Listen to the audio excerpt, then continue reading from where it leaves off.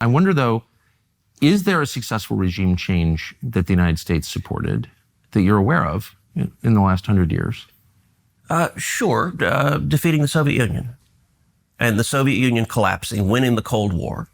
That was the most consequential step for U.S. national security interests of our lifetimes. And so you would classify that as a regime change that we affected? Absolutely.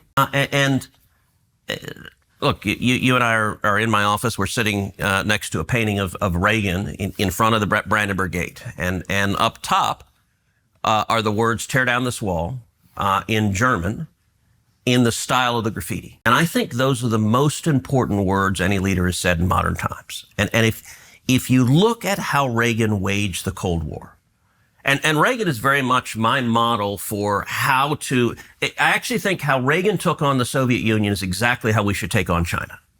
Now, starting from the point, look, Reagan was not an interventionist. In 8 years, the biggest country Reagan ever invaded was Grenada. He was very reluctant to use U.S. military force. Does this endanger U.S. servicemen and women or not?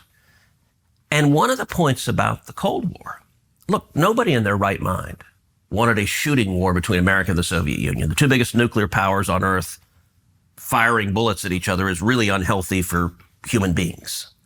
Same thing is true with China. Nobody with any sense says, hey, let's go to war with China. That's really dumb, and a whole lot of people could die.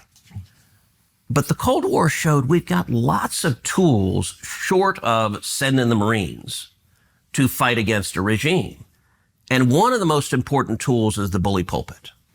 And so when I say I support regime change, I actually think just simply laying out what the Ayatollah does. And so I spend a lot of time, I speak to Iranian dissident groups. I speak out against human rights abuses.